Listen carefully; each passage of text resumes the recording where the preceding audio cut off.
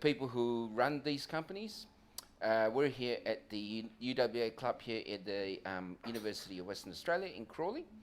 And we've got our favourite Andrew Radonjic back from Venture Minerals. Andrew has been a mainstay of the show for a while. And look, coming to the end of the year, you guys have done a lot of ups and downs, a lot of good and bads. Andrew, give us an update on what's been happening and where you guys are heading. Look, it's been a little while since we caught up, and I suppose even though it's just over a couple of months ago now, we did the Riley project this year. We got the project up and running, and which was a great result. Going from explorer to producer, and unfortunately, the iron ore price sort of fell before our very eyes. We could see it move down, and especially even that last week, it sort of was nearly $130, and by the end of the week, it was barely clinging to 100. So the board had to make the very tough decision, and as it turned out, the right decision to suspend operations. Shipping prices had gone up, sort of 3 times what they were in the feasibility study, and we weren't getting any, I suppose, support from our usual friend. The old exchange rate, the Aussie dollar, was sort of pretty stable, and that plus a discount sort of was just too much to bear really for the project, and so the board reluctantly made the right not reluctantly made the right decision, but reluctantly closed it down. But it is the right decision, and until China's production sort of comes back to where it was, and I don't really see that happening until probably post the Olympic Games. If that's what the mechanism is. There's obviously power shortages with the problems with the hydro dams. We're not going to see any relief from that until the first quarter, towards the second half of the first quarter of next year. And if we can get those prices back in a reasonable place, even now the shipping price is starting to ease off a little bit, but highly volatile. We are in the grain season, so there's been a lot of demand for the same sort of shipping sizes that we have. So I expect all that to work its way out in the first quarter. So we're well positioned to go and take advantage. We've got dirt on the ROM pad. We virtually shipped every tonne out, but we've mined some more the next shipment, and we can sort of get up and running in a matter of weeks quite quickly. So we've sort of gone through a process where we've learnt a lot. We've learnt where we can produce the next shipment quickly. And so we're well positioned. So even though clearly that's not factored into our share price at the moment, but for us it's an option. It's available, and should the iron ore price go back to where it was before, and the shipping price is reasonable, and when the iron ore price goes up, the discount usually reduces. So therefore, maybe we're producing shipments in late Q1 or Q2 next year, so we're still hopeful. I mean, you're not the only one who suffered in that calamity over that period of time, I guess. Even the majors took a big hit. I think the rate it came down was, action had to happen, I guess, to some degree. Look, even when we first started, I always said that, the multi-properties that you guys have, multi-projects, gives you guys a unique position, right? Where some is good, some is bad, some's a bit later stage, And to be fair, when we first had that conversation almost a year and a half ago now, Riley wasn't really on my radar. I was more sort of focused on the other stuff, and the exploration upside on things like Thor, because we've like Julima, Chalice has put out their first resource, and it's a big one. And tell us what's happening with Thor. I mean, well, look, we've got Chalice back on the ground. They because of that, obviously their focus is Julima. It's clear, and $10 share price or $3.5 billion market cap clearly, when did you say it was overvalued? At what price again?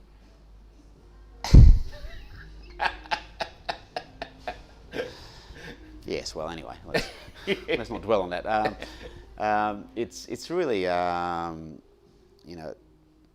to have them back on the ground, and they got the EM they didn't get finished in time because of delays at Julimar doing more work, and they arrived late in the season, and you can't doing EM on wet ground is just not possible because of electricity and etc. So it's a bit of it's clearly a hazard. So that to delay things, and I think our share price came off because of that. I think people go, well, look, let's wait until November when the activity levels come back up again.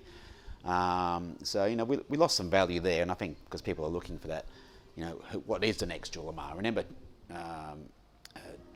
this statement, Julimar lookalike, is Chalice's statement. So we're not a neurology play, we're a replica play. And I think people are now starting to think, well, hang on, this market cap's now 70 million, great opportunity. If they can find another one, these guys reckon we've got one.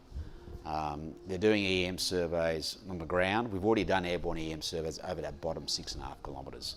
So, and we couldn't do the northern part of that 20 kilometre long target because there's power lines, etc. We tried it, but it didn't work too well. So they've already started generating EM targets from just the very first part of it. They're going to generate some more targets. There's no ifs, buts or maybes. They will generate targets. Then they will process the data, and then they'll come to their conclusions whether they should drill it or whether they need to do some more ground ground sampling or whatever in terms of geochem sampling on the surface. We've done a fair bit of that, so it's debatable whether you need to do that.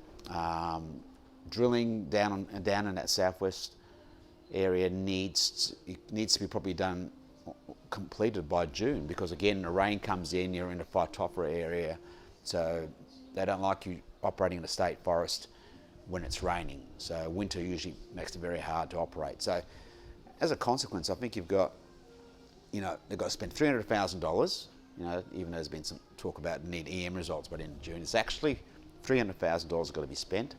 So we'll be going over those numbers, on the 1st of December, see where we're at. They've completed that. That'll, first stage completed, it'll be announced to the market. And then, what do they do next? They're going through evaluating the targets. That announcement comes out early next year. Next step, drilling. Just get to $900,000. If they want to earn the 51%, they've got to spend $900,000 between the end of November and the end of July next year. And like I said, you can't drill probably in June, so you've got that sort of a few months there, sort of like February through to about May, where they've got to drill some holes and see if they can verify a new discovery, a new Julimar discovery. And we look at $70 million market cap. I don't know about you, but I can see it seems like a reasonable punt for our investors out there who want to have a bit of a stake. And I've had many shareholders who've been very successful in Chalice ring me up and talk to me about the deal and how, what I've just gone through. And they're probably thinking to themselves, well, maybe I just buy a bit of venture just for this, and I get a free option on the iron ore price. With Riley, can start immediately. Or conversely, I've got a world-class or one of the largest undeveloped tin deposits in the world in Mount Lindsay. Look, I think that last statement is very important, because that's what I was alluding to in my commentary before, about how when we first spoke about this, I see you guys as a multi-project exploration company where leverage is on every part, right? Like you said, your free option on the iron ore was there at that time, and it sort of a fruiting, and then unfortunately came back. But from my point of view, at that point in time, that was a free option, right? And then, but that free option is still in place. So that's the name of our game, right? Ups and downs. And I think in my conversation lately, over the last year, this year, and we've had a lot of conversation with yourself and the other companies, this is a very different time compared to the last 30 years. Would that be a fair comment, do you think? In terms of, activity and likelihood of capital, finding capital, because our game is always about finding capital. I feel like this last year and a half is different, and the outlook is different, in my opinion. Do you agree, disagree? Well, there's been this I suppose, structural change in the world economy, and a lot of it's obviously around climate change, and then there's electric vehicles as a reaction towards that. And we've seen that move dramatically. Ever since COVID came in, it's kind of like it's like the spark, believe it or not, for a pandemic to really spark Correct. things to change. If you asked me in March 2020 whether we're going to get an exploration boom, which is what's happened, a resource boom, I would have said that's ridiculous. Yeah. Oil was negative, and now look at it, it's $85 US, or I think it reached just recently. Coal is nowhere to be seen. Yeah, it's just, try to predict that. Something has dramatically changed, where it's a once in a lifetime or once in a generation event. It's kind of such a dramatic change. That's why you can see the use of our top 6 metals. I think I saw quoted the other day. Listed in the LME, your copper, aluminium, zinc, nickel, lead, and tin, which is what we have in terms of an advanced development project at Mount Lindsay, and sort of that technological change, electrification of everything. Look how many solar panels everyone's got on roofs now, and electric cars and charging. Those things were like, maybe for people who were on very high incomes, but that's very quickly becoming accessible to everyone. That change is going to happen. No one's producing a fuel combustible vehicle anymore beyond some car companies are saying. I need them to 20, do that for 25. another 10 years. If not, my car will have no value. But no, you're right? It's that's what I was trying to allude to, is that there's a shift in the way we do things, like tin, for example, and we talk about your tin project in Tasmania. I mean, it's all-time high. I don't know, is it still $37,000? I mean, and there's a shift, even things like aluminium, and they're getting a lot of traction. Iron ore may be off the boil, but nothing else is off the boil still. So there's just a shift in the uses of these kind of commodities. And I've been talking a lot of things, many people about, the commodity that nobody really wanted to play in, molybdenum, is now like in the limelight. Tin, which hardly anyone talked about, is now all-time high and looking very strong. So there's a shift in how we do things, right? And that's why, when we look at your stuff in Tasmania, I've always said that is the flagship, that is the prize, and it's a huge project. It's not a small minnow. You could be the major dominant player. Would that be fair? Look, of course I'm biased. I agree with you, but we've been in this tin market, or working on this area for about 15 years. And when you think about tin in Australia, it's the west coast of Tasmania. There's several mines, deposits have been discovered in the past. You've still got, number one, numero uno project, Renison Bell, still producing tin since 1880. Fantastic project, just a long strike from us. In fact, if you look at the geology, you can see there's the Meredith granite sitting here, Mount Lindsay's got them right next to it, and then this seismic survey done back, probably 10 years ago, looking down deep into the crust. It sees that the same granite source that sort of feeds and allows Renison to exist is actually the same one. So you've got this big, I won't say a dike or whatever, but uplift in the granite coming up towards the surface, and that's the Renison Belt project. So we've got the same source. So it's a premier district of Australia, there's no doubt about that. We've got a significant land holding. In fact, we pegged some more ground a couple of years ago along that Renison, along the Federal Bassett Fault, the feeder for Renison. And we've already found 80,000 tonnes of tin metal in JORC compliant resource, and we've gone ahead and we restarted the exploration probably, I think it was back in May this year, and first hole we've drilled for 8 years. So it's a huge milestone for us. Turning again as part of this, everything's turning around. The tin price is at record levels. It's The chances of it going higher are pretty good. I would have thought, and you convert that to 55,000 Australian dollars per tonne. Renderson's making a lot of money even a kilometre down. But we drill the first hole, on this Renderson mine sequence. We've got about 10 or 12 k's of it sitting in our ground. We've got a 500,000 tonnes of 0.9% tin in a potential pit underneath something that was discovered 100 years ago, an alluvial tin field next to it. So got alluvials just like Renderson was found. Got the same rocks. We drill the first hole. We get skarn. We get mineralisation. We didn't see any cassiterite, which is hard to see anyway. But so waiting for those grades to come back. But it's not likely we'll get all grade results. But it's a great first hole. My God, we're going to do the down hole here and see if we can find some more concentrated sulphide, which is what there's a lot of sulphide at Renderson. So that's predominantly pyrrhotite. Which will give it a great EM response, and that's the reason we drilled along there. We'll drill it as a great EM response, right? Geology, and the geology, we've got these dolomite units. These sort of there's 3 units there that they've identified as preferred hosts at Renderson. I think we've got potentially 5 of these actually. So hit the same zone. That's clear. Mount Lindsay is sitting in a different rock suite adjacent to that. And then so that was first hole. Bang, done, first target. So we've got 48 EM targets from a survey did in 2019. We have 12 priority targets, and that's based upon surface sampling and mapping and the geology and positional interp.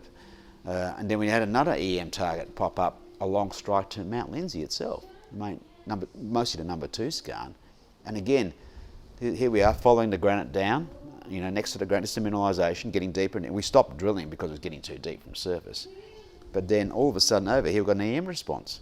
So again, the granite's popped up, drill the first hole, it looks like another Mount Lindsay. It looks like a hole very close to ore grade mineralisation. So, 2 out of 2, good batting average. But, it's just, we're pretty excited. If there's going to be anywhere we're going to explore and we've got a vast number of projects in Venture Minerals, Mount Lindsay's a place. I mean, I say it again, when we first had the conversation, Mount Lindsay was sort of the big elephant sitting there, almost like a white elephant at that point in time when we had this conversation, until we discovered the tin price was rising. Then suddenly it changed colour to me, because this was the price. To me, that was the price, because as we know, the tin market is quite small, so you don't need to be a big company to be a dominant player. And I think as we had this discussion before, and maybe you could sort of go into a bit more detail, is not all tin's the same, right? Not all tin deposits the same in terms of the physical properties of the tin. And you were saying that yours has, well, not say it's unique, but it's accidentally advantageous to have this style or this property. Maybe you can share with that. Well, certainly, one thing we have is obviously a lot of the tin, half the world's tin still comes from alluvial projects. So that's being dredged off the offshore in Indonesia, or being won from people panning creeks, as simple as that in the DRC or in Myanmar, etc. So that's half the world's tin comes from there. So straight away, what we say in our announcements, we've got a rare asset here. One problem with every tin project in the world is metallurgy. Tin goes into a number of different species, and cassiterite, the tin oxide's the favourite. It's heavy, it's easy to recover, and that's what it's all about. So we get 80% of our tin is in tin, we get 90% recovery, hence we get 72%. Renderson has a little bit of stannite, so it gets a little bit less recovery, but most of it's cassiterite. And then the grain size is very, very important because it tends to slime with crushing. But we've got a skarn deposit, and they tend to be much larger volume, so that's a huge advantage. Renderson's more narrow ore bodies, though better grade, which is true. And our value is not just pure tin like it is at Renderson. It's a mixture of tin and tungsten and a lot of our iron's in magnetite, which is worth money. It's not in pyrrhotite, which is a sulfide, iron sulfide. So, so that's a bit of a different beast, though we are looking for Renison repeats. But the thing about where we are is one is it's a proven tin field. That's a great thing. We're a long strike from one of the, a world-class tin deposit. We're in Australia, in the west coast of Tasmania. It's a mining district. We've got to go through stringent permanent. Because we're in a mining area, we've got great social support. We'll go through the governance, and then we've also got hydro or renewable energy going past our doorstep. There's a hydro system's been sitting there. There's now wind power being used. Tasmania's battery donation concept, which the federal government introduced a couple of years ago, and we've got not only we've got a primary hard rock source, we've also got it's ticking all the ESG boxes there. We're a project now we've withdrawn the open pit permit. Now we're going pure underground. We're going to use electric battery driven equipment underground, which is now available now, but we have our major shareholder in Dale Elphinston who's looking to develop that equipment, so there's a chance to further the relationship there. It's if you're going to, instead of people saying, Apple, Samsung, LG saying, oh, hang on, we need some tin for our circuitry in our washing machine or in our iPhone. Where do we get the tin from? Do we get it from the Congo? Do we get it from, where it's been dredged? Or do we get it from an ESG compliant, ESG compliant deposit in Mount Lindsay? That even puts us even rarer air. Wood Mackenzie come out with this report. I've spoken a number of times in the presentation. 90% of the world's tin is from high risk ESG areas. I forgot about South America as well. Comes under that. Even though it's hard rock there's a lot of obviously social and governance issues there still in South America, still developing, a bunch of developing nations. And but if you want to go for ESG compliant tin production, then there's not many places left, and Mount Lindsay is very well positioned for that. That's the key part. I mean, we've had a few discussions on this side, but I think that message needs to be drummed in, because as we go forward, there's always the talk of, okay, tin, you'll be flooded when the Chinese, push the market because they've got all this stuff. But in Burma and all that, they're not ESG compliant stuff. And ESG today is a very, very strong presence and very important. And I spoke to your counterpart, Scott Williamson, about the green nickel story and the fact that everyone's counting carbon, and that's the way forward. And at some point in time, the guy that buying whatever, a fridge, whatever, will want to know where this come from.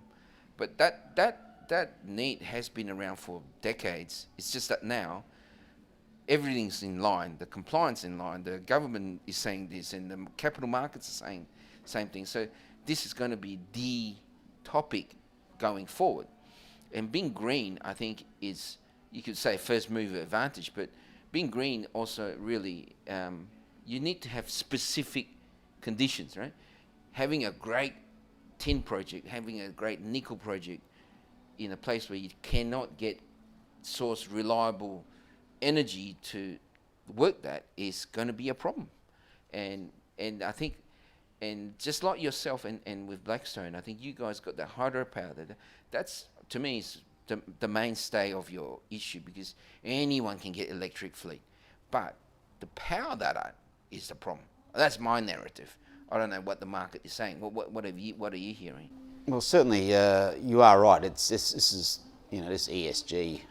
That's the acronym we use today, but it's been around for about a decade. It's only just because government and the capital markets, particularly there's a lot of funds in Europe that are chasing this, investing ethically, if you like, and all of a sudden, that's where Scott's done a great job of Blackstone, pushing that forward, and venture has, if you like, a blueprint for it to follow, even though being a different commodity, separate companies, but obviously for us, Scott's gone down that pathway, and the project is a little bit more advanced ahead of us. But for us, it's a good opportunity to move on down that pathway and do those sort of things. And like you said, it's not as if we're putting a square peg in a round hole. It's just sitting there for us to take. It's we're almost it'd be hard not to be ESG compliant. It's just the opportunities. I remember when we talked about your Mount Lindsay, and you said, because of all the issues, we now have to reschedule the way we mine it. Now we have to go underground. I mean, that going underground now is probably your biggest advantage, because that's... It's funny how it's worked out. Yeah. It's look, when you think about underground, you go, obviously the expense goes up, so your cut-off grade's got to go up, But we're going to look at ore sorting to make, we've got 45 million tonne resource to work with. Yeah. We want to try and maximise that. Obviously, open pit was the easy, obvious attempt, but we want to try and maximise that. So bigger stopes, bulk mining underground. I don't know if we can do sub-level caving or some sort of caving technique which can get the costs quite down. So the big porphyry coppers, mate, that's all underground. Yeah. That's really cheap. So maybe there's some scales we can improve things, but we're only looking at roughly 500,000 tonnes per annum at the moment. So you've got 3 or 4 million tonnes of that. So you look at 7-8 year mine life. Initially, that's what we're looking at. Confirmed by the updated study, but it's we're on a hill, so we're not kind of really underground. We're kind of up in the air a little bit, putting a tunnel on the side of a hill and using gravity. So there's a we often talk. When a mining engineer, a good friend of mine talked about it. He goes, you need to go underground with this. And I said, I need to maximise the resource. And he goes, this looks like an underground ore body. And I said, no, I understand, but this is what we're going to do.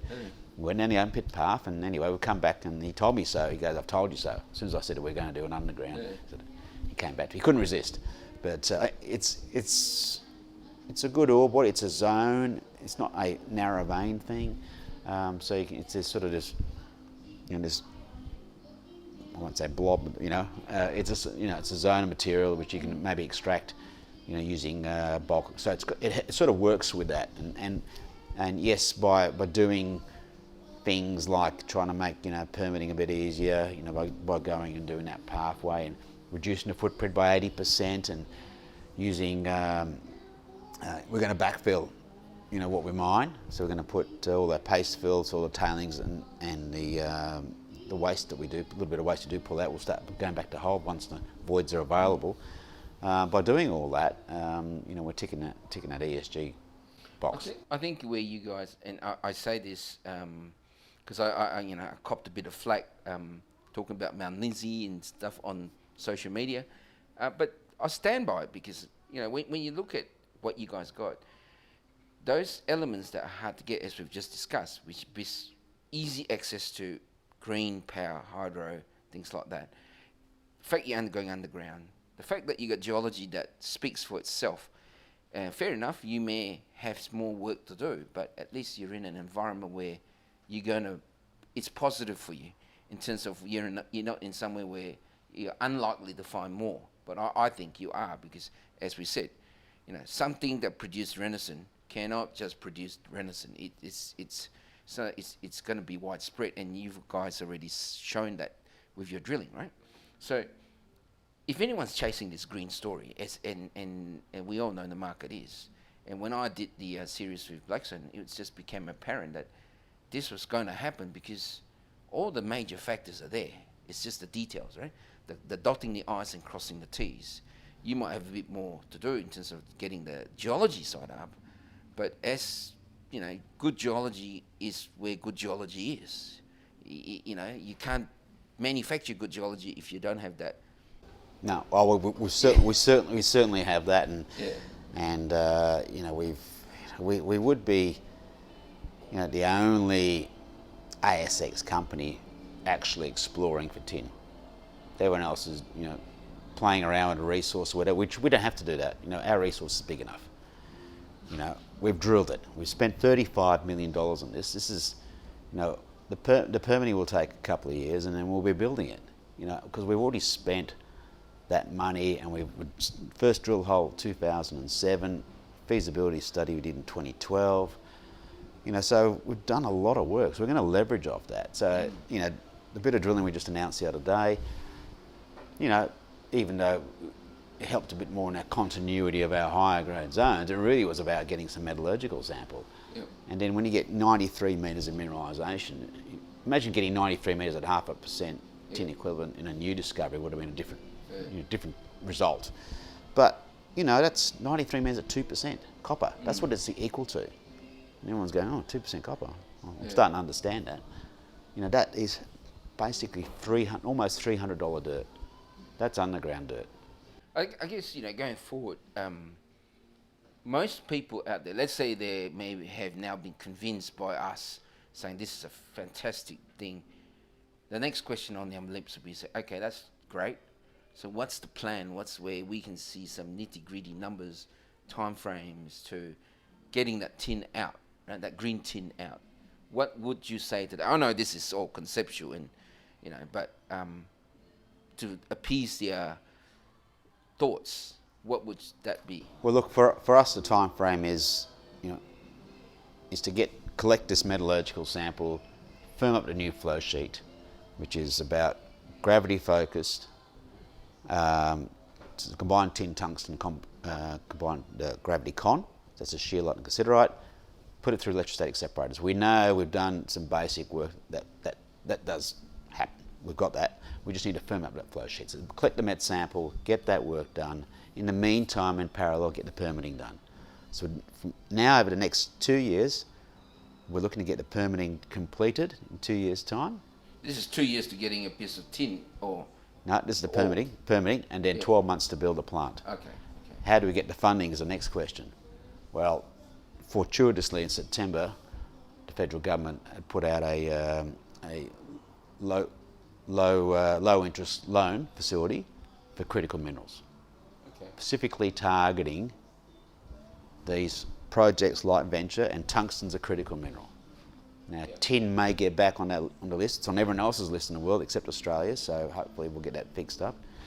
But, you know, if you look at tungsten, just put aside tungsten, you look at a critical mineral prospectus from 2020, and you're just about to see another updated version coming out. You'll look at King Island Scheelite, done. The funding's done. But they didn't even tap into that. There was some funds, grants available beforehand, but it didn't quite work for the new producers. So they've gone out and raised their money. So they've ticked, so they're funded. What's the next tungsten project? Mount Lindsay. Yeah, we haven't even touched tungsten. I mean, tungsten, again, has another ball of advantageous points for the project. But, you know, we'll be here till tomorrow if we went on that bandwagon. But I think that the point is that this, to me anyway, that the story is, you know, you're 70 mil market cap, you've had a run up, and people see the clear positive is if eventually iron ore will get up there again, because let's face it, everybody needs iron ore at some point in time. That's going to come back. So that, as you said, that's a free option for investors. But with Mount Lindsay, 2 years, you get something 3 years, but before that. But you know, people got to remember, right? These things take time. It's never been an overnight thing, right? Never have, never will, right? So that 2-3 years is actually passage of time for you guys. But the green market will be huge by then. It'll be humongous in 3 years' time. Oh, imagine what it's going to be like in 3 years' time. It's just, you know, we'll be hitting it quite, like we've already spent a fair bit of time and effort. So if you found a project today, you know, you'd be lucky to get it up and running in 7 or 8 years. Yeah. So we're at the back end of that. Yeah. We've already spent, and we've done a bit of a reshift for good reasons, and we're just going to get to the finishing line very quickly. And you know, in the meantime, you know, while we're doing the study, we'll be drilling to find another Renison or a Mount Lindsay. So all of a sudden, instead of having a 8-year mine life, we've said it several times before, we see a multi-decade opportunity. Like, all the rest of the major mines on the west coast of Tasmania, Renison 130, Mount Lyell 120, Savage River, magnetite mines been going for over 50 years, Rosebery's nearly 90 years. So they're all, that's the west coast of Tasmania. It tends to deliver these type of opportunities. And we can see that, like I said, 12 priority targets were drilled to, we've already got mineralisation, 10 more of those to do. We've also got another 36 EM anomalies to check out. There's a huge exploration push. So we'll be doing both in parallel. So in the meantime, we're happy to make another Renison Bell or Mount Lindsay discovery while we're doing the feasibility study. That just adds to the mine line. You know, I think it's fantastic. Also, you know, you're a product that people want to work. I'm pretty sure the government, the state and federal would love to have a green project that will last 50 years to 100 years producing products, right? So that's, and I keep coming back to this, is that the uniqueness is not numerous out there. It's not, you don't get the sequence that you have everywhere. You know, having hydropower at your doorstep is critical, I think, and that's, and let's say, you know, for whatever, you know, wind power, hydro has negatives too, like everything else, but you've got those sets all lined up, and you just got to finish it, tidy up, dot your I's and cross the T's, a bit more than that, but at least you've got those major elements in place, right? It's very important, in my opinion, to get that green story up, because if you just said, oh, I've got this thing, I'm going to make it a green story, well, the big component is power, right? If you don't have power, then you're not green. And well, that kind of power anyway, you know. Look, Andrew, it's a fantastic conversation. Look, you know, love tin, love all these critical metals. We'll probably be here for another 2 hours if we keep going. But look, you know, last words from the man, you know, to the guys out there, what should they do in terms of, you know, buy and hold, buy and sell and buy? Well, look, investors obviously, you know, for them, you know, ventures being a producer, it's come back to being, you know, a junior explorer, but obviously mature explorer with a development option. We're out, you know, in the process of getting, you know, a critical minerals project up and running, and you know, I think in your portfolio you need to have a bit of this in there, these type of companies, and you know, have a position, you know, which is obviously, you know, something that you can that makes sense. You know, like I'd, you know, always encourage people to also, you know, take profit off the table when the opportunity presents itself, and people did that, you know, back in the middle of the year when we hit 16 cents. So, you know, our market cap then was $200 million, and I believe that a fair component of that was obviously Riley but also Chalice, a big component of that. And I think when we saw the share price come back from 16 down to around about 9, you know, just before we got that first shipment done, it was around about 9 cents. And Mount Lindsay's story's been building since then, and I still don't think there's a lot of value at Mount Lindsay. And maybe it'll take an exploration hit to do that. But you know, something will click on Mount Lindsay sooner or later. It'll do a cobalt or a lithium, and then people will be, you know, floundering looking for an asset. And you know, if you look at all the other assets in the ASX, MetalsX own only half of Renison. We are 100% owned. We're in Australia. We have great metallurgy, proven tested. We've taken a fair bit of the risk out of the project. If you want exposure to tin, this is the one. Venture Minerals is the one. And if you want to have a bit in your portfolio, then I highly, obviously I'm biased, but I would suggest that, you know, do your research. And, you know, that's just the tin side of things. And the Chalice joint venture, I don't know, to me, same again. There's a $3.5 billion asset, and that company's trying to find one of those on our tenure. I don't know if I need to say any more, but it's $70 million market cap. It's ridiculous. It's, you know, we believe it's severely oversold. Oh, look, I don't disagree. I think I'll go further than Andrew, and you know, this is a green story waiting to happen. I think as I keep saying, the major component is there. all the components there, and I think it's just a case of making sure you guys dot those I's properly and cross those T's properly, and we'll see what happens, right? So, look, Andrew, thank you for your time, and look, it's a great way to end the year. We've had a busy year, and I'm sure you have it, and you're telling me you've got conferences to go to still. But Andrew, thank you, and let's see what happens. Pleasure as always.